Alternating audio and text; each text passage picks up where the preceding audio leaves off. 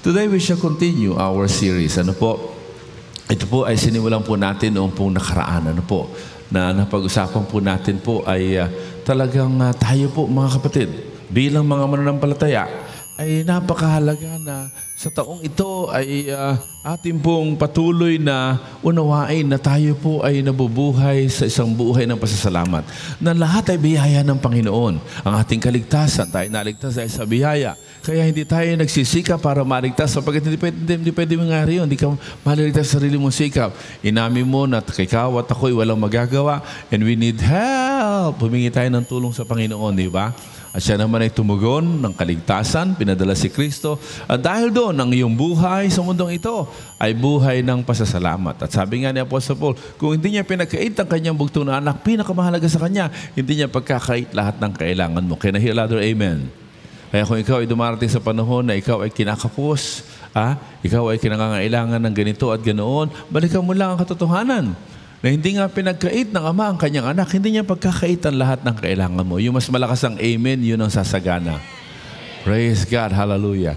And all the things that we need to learn to do, ladies and gentlemen, is to learn to endure. Ano po? To learn to endure. Mga kapatid, mga minamahal, mapakahalaga po na maunawaan po natin na ang salita ng Panginoon ay tumutulong sa atin upang tayo ay magkaroon ng sapat na lakas na daanan ang anumang pagsubok, ang anumang problema, ang anumang hamon sa buhay na ito. Hallelujah. Kami mag-asawi, kagaling lang po sa napakagandang paraiso ng isla ng Batanes. Ano po? Sino nakapunta na ng Batanes? At ewan ko kung ang mahahabol sa Facebook ko, ay nilagay ko doon sa Facebook ko ay a paradise in the Philippines. Napakaganda. Napakaganda ng Batanes. Ano po?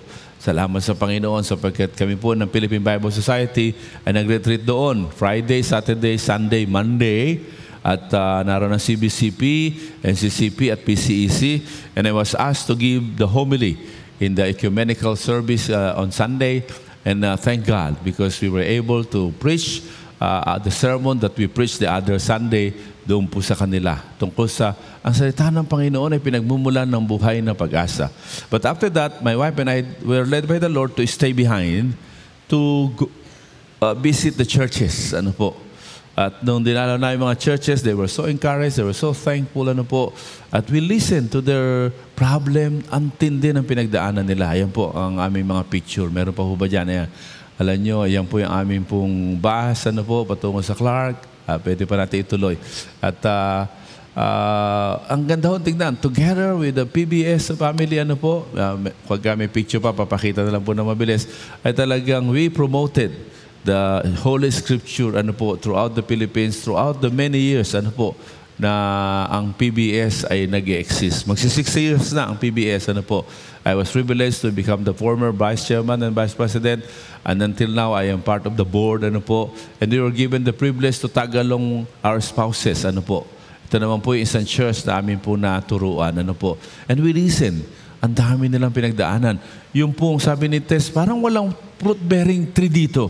Sabi nila, hindi ho, napakarami ho. Kaya lang talagang inubos ng bagyo. Grabe po. Grabe po ang devastation po sa kanila, ano po. At siyempre, on the side of it, namasyal na rin kami pag-araw, ano po. At nakita namin kung saan sinuting ang hihintayin kita sa langit ni Don Sulweta at ni Richard. Siyempre, nagpa-Don Sulweta ang asawa ko. Ewan ko kung nandiyan dyan, ano. So, anyway, we decided, ang late lang pala, konti lang pala ang churches. Sabi namin, mag-rebook na lang kami. Wednesday, uwi na kami. So, pagkat namimiss na namin yung aming apo and we are preparing for our conference, ano po. Pero 12,000 pesos ang bawat isang tao. Sabi ko, wag na lang. That's not good stewardship. Maybe may pagagawa pa ang Panginoon sa atin. Alam niyo po, nung umuwi na kami noong Friday, and indeed, God opened doors. We were able to reach more pastors, listen to pastors and wives, conduct seminars po, yung 1-minute witness, conduct seminar, gift of life, sharing, ano po. And the best thing is to listen to their journey, ano po. At talaga pong napakahirap po, ano po, ng mga pinagdaanan na marami sa kanila, ano po. Pero alam po ninyo, mabuti hindi kami nag-rebook. Nagbayad ng 12,000 ang isa, so 24,000. Sapagkat nung Friday, nung kami pauwi na po, ang kasabay namin sa aeroplano, yung may flight ng Wednesday at saka Thursday, na-cancel. Na-cancel. Ang problema dyan sa Batanes, naka-cancel ang flight. Imagine niyo sayang yung 24,000. And indeed, God wanted us to minister to fellow workers and nag-conduct din tayo ng seminar sa eskwelahan, evangelistic, I model to them how to do it, And thank God, they were able to contribute. At ngayon, they are looking forward na makabalik tayo. Sabi ko, magsasama ako ng mga taga-Hope of Glory. Sino gusto pumunta ng Batanes? Ang ganda paraiso talaga. Dream place namin niya. Noong pong nakaraang taon, may tumawag sa amin, sabi nila, Bishop, gusto namin kayong regaluhan. Ano ako regalo? Makaabal sa inyo? Hindi. Kasi napunta kami ng Batanes, sobrang ganda. Kaya sa anniversary ninyo, gusto namin bili kayo ng ticket patungo sa Batanes. Naku, maraming salamat, pagpalain ka ng Diyos. Bago dumating ang February, tumawag, Bishop, sorry po, ang mahal ho ng ticket Ang binili lang po namin sa inyo, ticket patungong Japan. Kaya napunta kami ng Japan. Ganun ang comparison. Grabe, iba ang Pilipinas. Amen? Wala yatang Pilipino dito Iba ang Pilipinas. Amen? Pero one of the things that we've learned is the difficulty of living in that beautiful island. Alam nyo, kahit naman nasa Maynila ka, kahit nasa probinsya ka, may mga difficulties. Tama ho ba? Sino ang dumaan o dumadaan sa mga difficulties sa buhay? Taas nga ang kamay, taas nga ang kamay. Yan. Kaya kailangan natin matuto mag-endure. Look at verse 11 ng ating passage. Ano sabi ni Apostle Paul sa verse 11? Dumating sa kanyang persecution and suffering, and what kinds of things happened to me in Antioch, in Iconium, and Lystra. The persecution ano sabi po niya? I endured, yet the Lord rescued me from all of them. Hallelujah. Yes, there will be some difficulties, but God is ready to rescue you. And when you read the whole passage, it's the Scripture. Verse 16, 17 refers to the Holy Scripture. The Holy Scripture, ladies and gentlemen, enables us to endure in many challenges of life. Kaya po si Pastor Mervin ay gumawa po ng altar. Ganyan. At ako po, bago nahilingan na magbigay ng homily, yung pong representative ng CBCP ay nagkaroon ng Bible enthronement. Talagang binibigyan pagpapahalaga at nilagay doon sa altar bago ako nagbigay ng homily doon sa Batanes. Kaya po, hindi ko alam, si Pastor Mervin ay gumawa po ng ganito para paalaala sa ating mga pamilya na mahalaga ang Biblia. Sinasabi mahalaga Biblia, magsabi ng Amen. So lagay natin ito sa nakikitang lugar at ilalagay natin. At ito raw po ay 300 pesos kasama po ito. Kasama po ito. Praise God. Kung kayo naman may Bible na at ito na lang ang gusto ninyo, pwede rin, 300 pa rin. Mga kapatid, the Bible helps you and me to endure. Kaya po, wala akong exempted dyan Even the most protective parents, even the most protective lolo and lola cannot protect their children and loved ones from the challenges, trials, and problems, from the persecution, from bad people around us that causes pain into our hearts. Therefore, we need to develop endurance in life. And the Bible helps us to endure. And how? Paano po? Tignan po natin. Una po, sabi sa verse 10 at 11 nga po, you, however, know all about my teaching, my way of life, my purpose, my faith, my patience, my love, my endurance. Tapos yung verse 11. What is the Apostle Paul saying? The Apostle Paul says na he has learned to live his life no matter how strong he was, surrounded by the people of God. Kaya sabi niya, you know what I've been through. You know what happened to me. Meaning, the Apostle Paul, in his enthronement of the Bible, acknowledged the teaching of the Bible. Ano sabi ng Hebrew 10:24 and 25? Ano po? Huwag natin kaliligtaan ng pagtitipon. Kundi sa halip, magpalakasan tayo ng loob. Hebrews 10:24 and 25. And the very strong personality in Paul, Hebrews 10:24 and 25, acknowledged that he needed to surround himself with people. Kaya sabi ni Paul, you are my witnesses. Kayo'y kalakbay ko. Ako'y kalakbay ninyo. Mga kapatid, mga minamahal, we learn to endure. When number one, we surround ourselves with godly influence, holding on together to the Holy Scripture. Mga lalaki at babae sa buhay natin na pare-pareho nangahawakan sa Biblia. Hallelujah! And therefore, we get to strengthen each other. Kaya sabi ng Hebrews 10:25, ano po, huwag kaliligtaan ng pagtitipon. There is a mystery when God's people come together. Hallelujah. There is a mystery when God's people dwell in God's presence together. Hallelujah. Kasi sabi ni Apostle Paul, you know what I've been through. Alam nyo ang pinagdaanan ko. Paul learned that in the Holy Scripture, no one should journey alone. Hallelujah. Kaya sabi niya, surround yourself with right people. Kaya po, matapos na ikaw'y ma-born again, kailangan magpa-nurture ka. At ma-nurture ka para ikaw'y lumalim sa Panginoon. Para ikaw'y tumatag. Para ikaw'y mag-ugat. That is the theme of our retreat ng mga pastors and stop tomorrow. Ano po? Rootedness and build up. Ano po? Deeply rooted and strongly build up. Ano po? Yung pong naroon kami, yung mga nyog talaga pong nakatayo pa rin, pero wala na po mga dahon, wala na rin mga bunga. Pero dahil sila ay deeply rooted, hindi sila tuluyang naibuwal. Hallelujah. Ikaw kapatid, will you be deeply rooted also? Will you have someone to help you to be deeply rooted and therefore they will be the one to guide you? Mga kapatid, don't just come to church. Have somebody to journey with you para ikay man-nurture. Have somebody to disciple you and join a community of disciples. Si Apostle Paul, very strong man, very learned man, but he acknowledged that he cannot journey alone. Sabi mo sa katabi mo, don't journey alone. Hallelujah. That's why we called ourselves Hope of Glory Community. We want to live in a context of community. Ano po? Maaari na babago-bago ang kalakbay mo, ang kasama mo, but just continue to journey with others. Pangalawa, sabi ng Apostle Paul sa verse 12 and following, ano po? In fact, everyone who wants to live a godly life in Christ Jesus will be persecuted. Ano po ang sabi niya?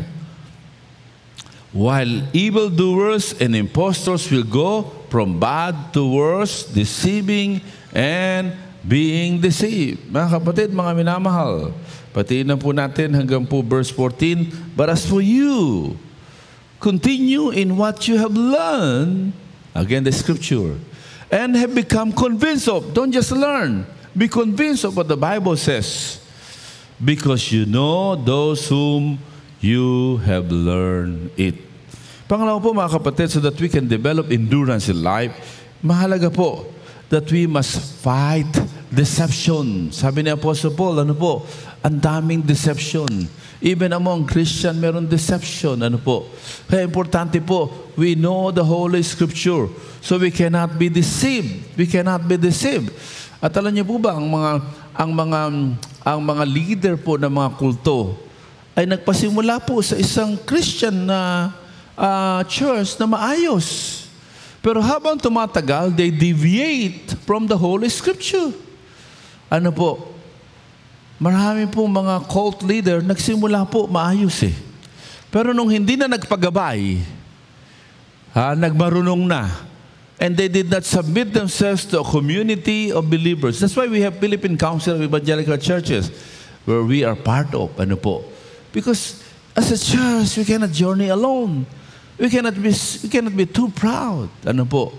And we even talk to mega churches, and we reminded them that even though you are big, don't ever entertain the idea that you can stand alone. And thank God, many of the big churches have learned to submit themselves to our council of evangelical churches. At ngayon nga, magkakasama po na kami na nananawagan na magkaroon ng 40-day prayer and fasting. Ano po? Simula bukas. Dahil po, ang laki ng problema ng Pilipinas. Sobrang laki. Ano po? Tita nyo naman, talagang kay mamahal. Kung dito mahal na bilihin, doon sa Batanes, sobrang mahal. Grabe. Ano po? Gulay, kay mahal-mahal. Sabi na, pinapakain kami. Kasi nagturo nga kami sa mga simbahan. Sabi nila, huwag na ako kayo bumalik doon sa hotel nyo, dito lang ako kayo matulog. Kaya 2 gabi doon kami natulog. Ano ako kapakain namin sa inyo? Sabi namin ng asawa ko, gulay na lang po. Gusto namin makatipid sila. Sabi nila, mas mahal po gulay kaysa sa karne. Doble. Grabe. Pati mga sahog, terrible. Ano po, galing pa dito sa mainland kasi. Isabihin, tayo rin dito sa Luzon, sa mainland. Talagang, grabe, tataas na naman ang gasolina. Nandiyan ba kayo? Tataas na naman ang gasolina sa Martes. Tapos yung budget ng Pilipinas, napupunta sa program noong nagdi-deliberation na open, nasa program. Ibig sabihin, yun yung mga pangangailangan talaga ng bansa. Tapos merong mga gastusin na hindi naman kailangan. Basta may sobrang pera lang. Nung nagkaroon ng closed door ng Congress at saka ng Senado, baligtad na. Yung pera ng Pilipinas naroon na sa program. Yung program, wala ng pondo. Marami doon. Malaki problema ng bansa po natin. Ano po? Malaki. Kailangan ng panalangin. How many of you knows that when we pray, the Lord will answer our prayer? Can you hear that? Amen? So nagkaroon tayo ng prayer and fasting. Ano po? At ngayon naman po, 40 days, hindi naman kailangan 40 days ay tubig lang. Kami mag-asawa, tubig, ako po tubig lang. At nung 1 week, si Tess naman po pag nagdi-dinner siya. Pero paminsan-minsan, sinasamahan niya po ako for 1 week. Kaya pagdating namin doon sa Batanes, doon pa lang kami nag-break ng aming fasting. At kasama sa pinag-fast namin mag-asawa ay yung panunood ng Pulang Araw. Ang ganda. Kaya pagdating sa Batanes, paggabi, mula nung nag-break na ng fasting, ang asawa ko pupunta na sa kwarto. Nasaan si Mrs.? Nanonood ng Pulang Araw.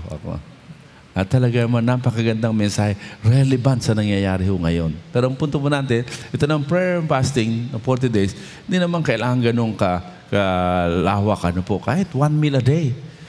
For the sake of the... Sino nagmamahal sa bansang Pilipinas? Sumigaw ng amen. So join us in our prayer and fasting. At mamayang gabi, if you are joining, balik kayo 8 p.m. to 9 p.m., magkaroon tayo ng kick-off service. Para sa bansang ito. Kailangan natin. But what am I saying is simple. We need to fight deception. And the Holy Scripture will help us discern kung nagde-deviate na. So even pastors sometimes will deviate. Kaya nga, ang sabi ng Hebrew 12:2, keep looking to Jesus. Ibig sabihin, pag yung shepherd o discipler mo, nagde-deviate na. Sa kung ano sinasabi ng Bible, it's time to say no, even though they are your leader. And we always say that. Halimbawa sa ating church, we don't want you to become loyal to me. Our loyalty is to Jesus Christ. Hallelujah.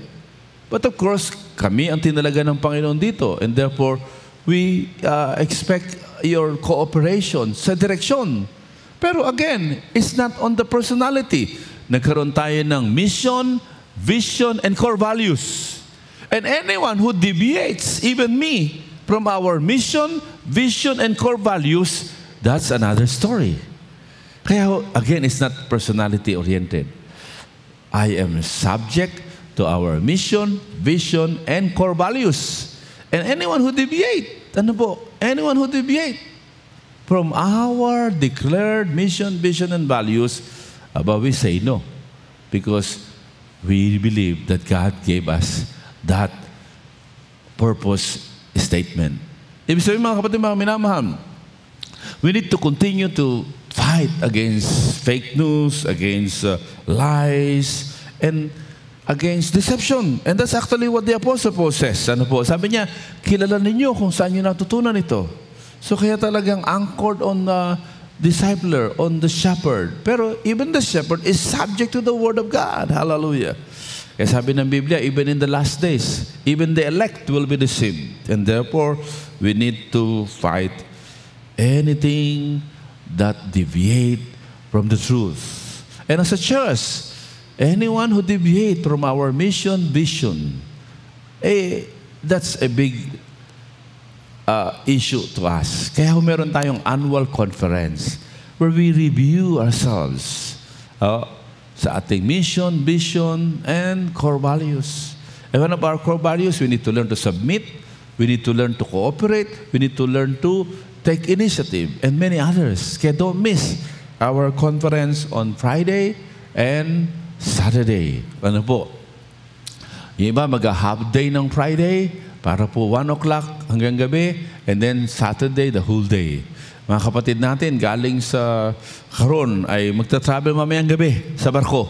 They are 12, ano po, who are traveling, ano po. And thank God, because they give a priority to this. And thank God for everyone who are taking leave o day off para po bigyan to ng pahalaga. Why?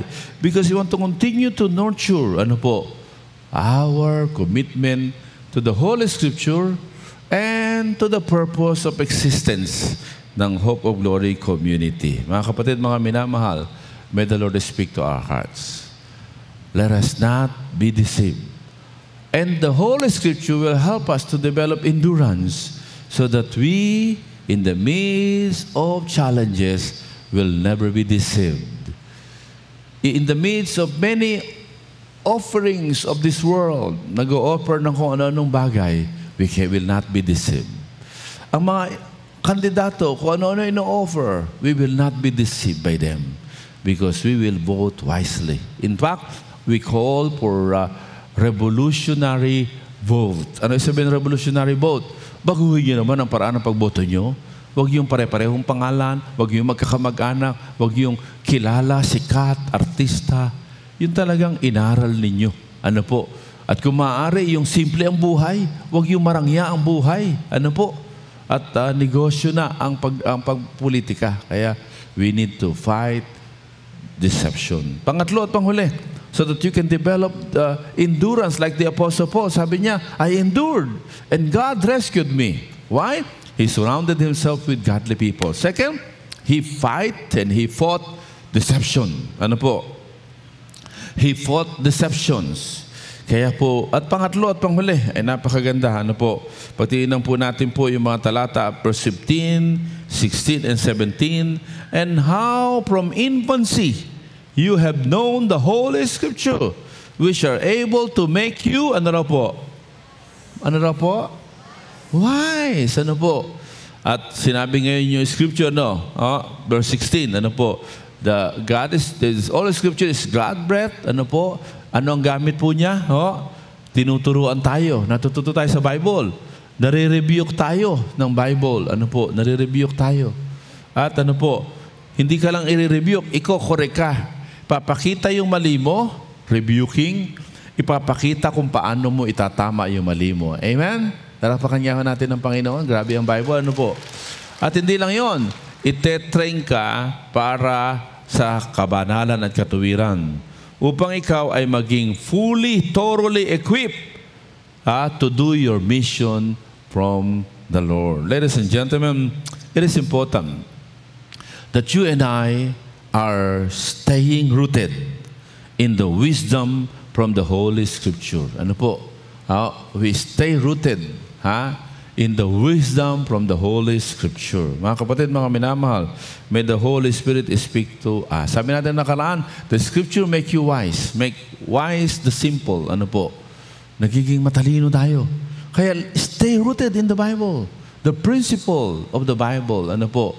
Yung mga istorya ng Bible, may mga prinsipyo. Kaya thank God sa ating mga Sunday school teacher. Ano po? Kaya importante that we stay rooted in the Holy Scripture. Mga kapatid, mga minamahal, we make decisions every day. But when you make wrong decisions, you suffer the consequences. Therefore, don't just make decisions. Seek the mind of the Lord whenever you make decisions. Stay rooted in the Holy Bible. Mga kapatid, mga minamahal. Halimbawa, sabi ng Bible, Matthew 6:33, seek ye first the kingdom of God, and all of the things shall be added unto you. Kaya, naglilingkod po tayo. Ano po? That is a wisdom from the Lord. Halimbawa, sabi ng Romans 12:11, kailangan maging masigasig ka. Never be lacking in zeal sa paglilingkod sa ating Panginoon. Hallelujah. Halimbawa, ang sabi rin ng Panginoon, ibalik natin ang ating mga ikapo at bubuksan ng Diyos ang durungawan ng langit. Kaya kung gusto natin pagpalain, kailangan matuto tayo magsoli at ng ating ikapo at ng ating kaloob. At ngayon, being the first month of New Year, we are being encouraged to trust God for the first fruits. Pagpasok ninyo, binigyan kayo ng ating pong pamukaw. Naroon po yung paliwanag ng first fruits. That is a command of God to Israelites. Ano po? Naniniwala, yan ay paniniwala nila na sa iyong pagbibigay ng iyong first fruits sa Panginoon, kinikilala mo na sa Kanya manggagaling ang lahat ng provision. Si Abraham, he was asked, ang tagal niya nag-antay na magkaanak. Nung magkaanak, hiningi ng Diyos ang kanyang first fruits. Yung anak niyang si Isaac. At ng kanyang ipagkaloob, yun ang susi para ganapin ng Panginoon ang kanyang pangako that He will be the father of multitude. And from then on, inutos ng Panginoon, ano po? Ano man ang ating first fruits? Ano po? Yung iba, ang first fruits ay yung unang sweldo ng taon. Ano po? Ay bibigyan niya in faith and trusting God that this will spark greater provision. Iba, yung unang sale for the year. Ano po? It depends on your faith between you and God. Ano po? Because you believe na hindi ka nawawalan. Ano po? Halimbawa, ang sabi ng Panginoon, ano po, sa Luke 17:33, whoever tries to keep his life will lose it. Whoever who tries to keep his life shall lose it. And this is a challenge. The first fruit is a challenge for all of us. Sa Mark 10:29-31, ang sabi po doon, wala pang nag-give up ng anything sa Panginoon na hindi sobra-sobra ang kanyang binabalik.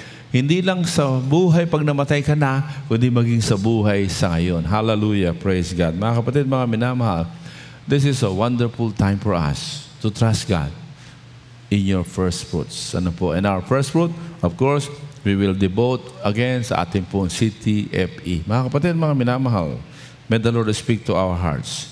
We learn to endure when we are not attached to anything material in this world. Kaya mawala man yon, we are not shaken because we are staying rooted in the wisdom of God. Hallelujah. We are not attached sa ating trabaho. We are not attached sa ating mga provision. And because we are not attached in all of those, the more God will pour out upon us provisions after provision. And that is the reason why today we shall dedicate to God the least after our prayer and fasting. Now, you talk about it sa pamilya o ikaw mismo. You are ready to dedicate to God your list of dreams and hopes and dreams for 2025. And believe that God will honor it. Ano po? God will honor it. Pero siyempre, baka masyado kang ma-attach dyan. Kaya kailangan, ang attachment mo ay sa source. And therefore, we are being challenged to give our first fruits so that we are not attached to the many blessings God will give us. Kung hinihingang ka ng 100 piso at hirap na hirap kang ibigay, samantalang ang kapalit ay 1 milyon, hindi mo ibibigay ang 100 piso? And that is the challenge. Ask God for greater things, but you must not be attached to any of it. Hallelujah. And first fruits is one of the way for us not to be attached from any of it.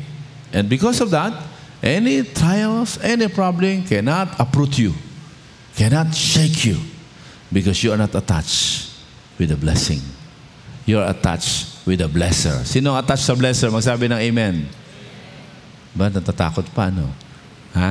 And when you are attached to the blesser, He will give you more provision. Who is attached to the provider? Sino ang attached sa provider? Magsabi ng Amen.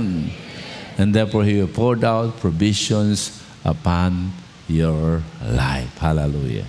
Mga kapatid, mga minamahal, may the Lord speak to our hearts. The Scripture help us to endure.